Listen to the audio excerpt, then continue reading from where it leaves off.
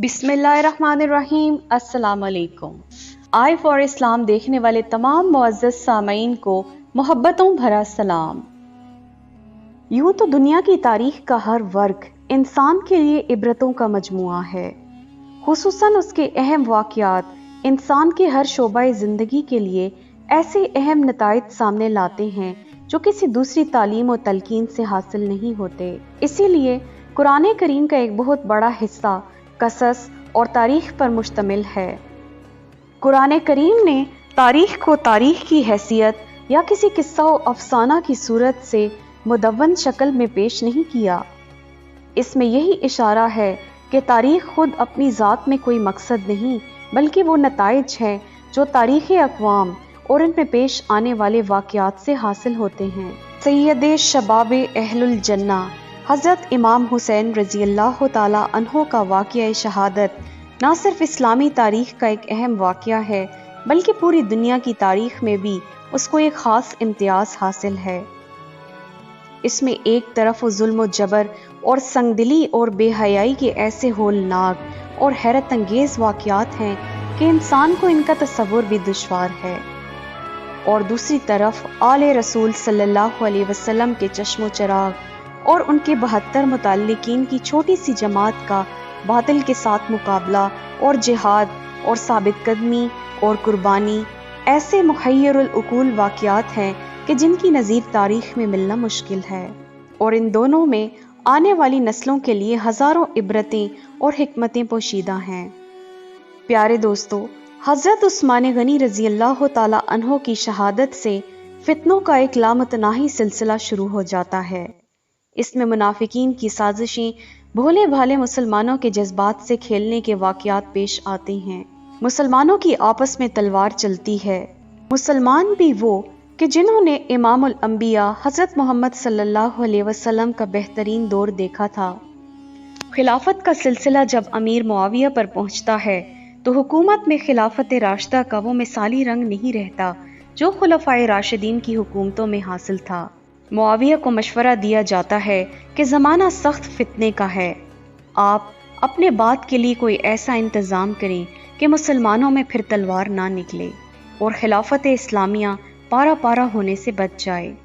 इसमें कोई नामाकूल और गैर शरई बात भी दिखाई ना देती थी, लेकिन इसके साथ ही आपके बेटे यजीद का नाम माबाद खिलाफत के लिए पेश किया जाता है। कूफा से 40 मुसलमान आते हैं या भेजे जाते हैं कि मुआविया रज़ी अल्लाह ताला अन्हो से इसकी दरख्वास्त करें कि आपके बाद आपके बेटे यजीद से ज़्यादा कोई काबिल और मुल्की सियासत का माहिर नज़र नहीं आता, उसके लिए बैत खिलाफत ली जाए।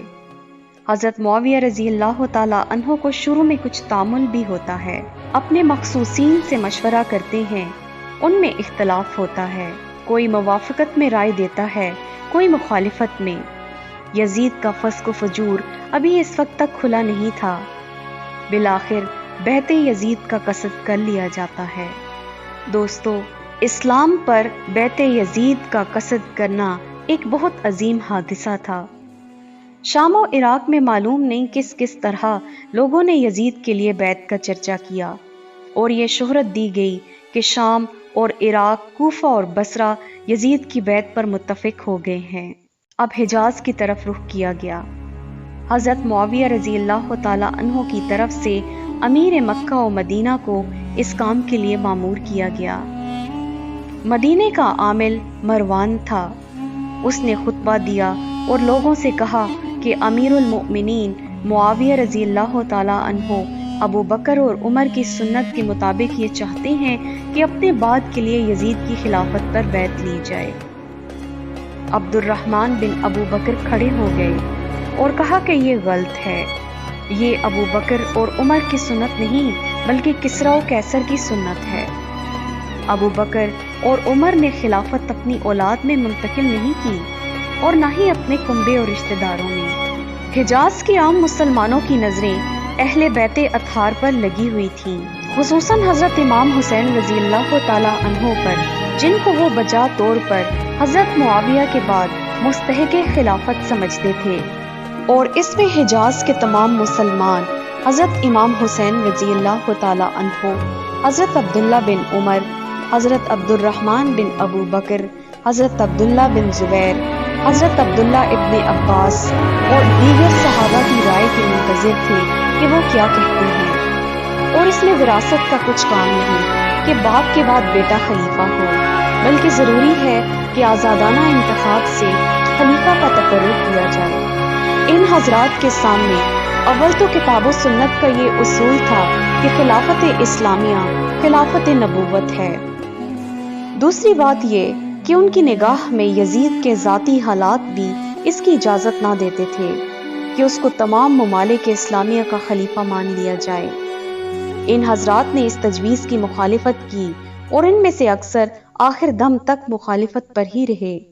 اسی حق گوئی اور حمایت حق کے نتیجے میں مکہ اور مدینہ میں اور کوفہ اور کربلا میں قتل عام کے واقعات پیش آئے۔ حضرت امیر معاویہ نے خود سن 51 ہجری میں حجاز کا سفر کیا، مدینہ طیبہ تشریف لائے۔ ان سب حضرات سے نرم و گرم گفتگو ہوئی، سب نے کھلے طور پر مخالفت کی۔ امیر معاویہ حضرت سیدہ عائشہ رضی اللہ تعالی عنہا کے پاس گئے اور ان سے یہ شکایت کی کہ یہ حضرات میری مخالفت کرتے ہیں۔ ام المومنین رضی اللہ تعالی عنہا نے ان کو نصیحت کی کہ میں نے سنا ہے کہ آپ ان پر جبر کرتے ہیں اور قتل کی دھمکی دیتے ہیں، آپ کو ہرگز ایسا نہ کرنا چاہیے۔ حضرت معاویہ نے فرمایا کہ یہ غلط ہے، وہ حضرات میرے لیے قابل احترام ہیں۔ جب مدینہ میں کوئی داد رسی نہ ہوئی تو حضرت امیر معاویہ حج کے لیے مکہ مکرمہ تشریف لائے اور یہاں اول حضرت عبداللہ بن عمر کو بلایا اور فرمایا، اے صاحبزادے، تم مجھ سے کہا کرتے تھے کہ مجھے ایک رات ایسی گزارنا پسند نہیں جس میں کوئی امیر نہ ہو۔ میں نے اس امر کے پیش نظر اپنے بعد کے لیے یزید کی خلافت پر بیعت لے لی ہے کہ میرے بعد مسلمانوں میں افراتفری نہ پھیلے۔ سب مسلمان اس پر متفق ہو گئے۔ تعجب ہے کہ آپ اختلاف کرتے ہیں۔ میں آپ کو متنبہ کرتا ہوں کہ مسلمانوں کے جمع شدہ نظم و نسق کو خراب نہ کریں اور فساد نہ پھیلائیں۔ حضرت عبداللہ ابن عمر رضی اللہ تعالی عنہ نے حمد و ثنا کے بعد فرمایا کہ آپ سے پہلے بھی خلفاء تھے اور ان کی بھی اولاد تھی، آپ کا بیٹا کچھ ان کے بیٹوں سے بہتر نہیں ہے، مگر انہوں نے اپنے بیٹوں کے لیے وہ رائے قائم نہیں کی جو آپ اپنے بیٹے کے لیے کر رہے ہیں، بلکہ انہوں نے مسلمانوں کے اجتماعی مفاد کو سامنے رکھا۔ آپ مجھے تفریق ملت سے ڈراتے ہیں، سو آپ یاد رکھیں کہ میں تفرقے کا باعث ہرگز نہ بنوں گا۔ میں مسلمانوں کا ایک فرد ہوں، اگر سب مسلمان کسی راہ پر چلے گئے تو میں بھی ان میں شامل رہوں گا۔ اس کے بعد حضرت عبدالرحمن بن ابو بکر رضی اللہ تعالی عنہ سے اس معاملے میں امیر معاویہ نے گفتگو فرمائی۔ انہوں نے شدت سے انکار کیا کہ میں کبھی اس کو قبول نہیں کروں گا۔ پھر حضرت عبداللہ بن زبیر رضی اللہ تعالی عنہ کو بلا کر خطاب کیا، انہوں نے بھی ایسا ہی جواب دیا۔ پیارے دوستو، حجاز کے مختلف لوگ اور صحابہ کرام حضرت امیر معاویہ سے ملے اور ان سے کہا کہ آپ کے لیے کسی بھی طرح یہ مناسب نہیں کہ آپ اپنے بیٹے یزید کے لیے بیعت پر اصرار کریں۔ ہم آپ کے سامنے 3 صورتیں رکھتے ہیں جو آپ سے پہلے خلفاء کی سنت تھی۔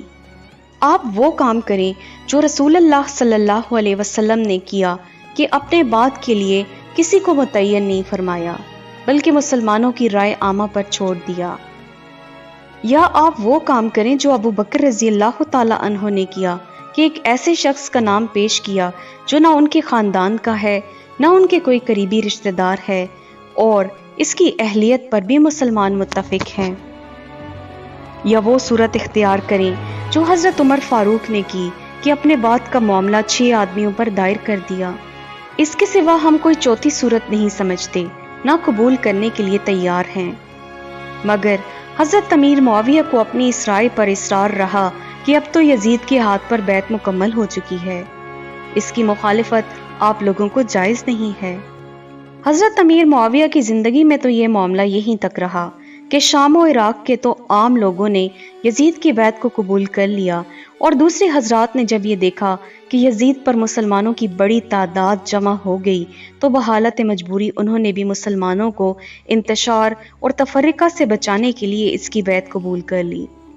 مگر اہل مدینہ اور خصوصاً حضرت امام حسین، حضرت عبداللہ بن عمر، حضرت عبداللہ بن زبیر اور دیگر صحابہ بیعت یزید سے انکار پر ثابت قدم رہے اور کسی کی پرواہ کیے بغیر حق بات کا اعلان کرتے رہے کہ یزید ہرگز اس قابل نہیں کہ اس کو خلیفۃ المسلمین بنایا جائے، یہاں تک کہ امیر معاویہ کی وفات ہو گئی اور یزید بن معاویہ نے ان کی جگہ لے لی۔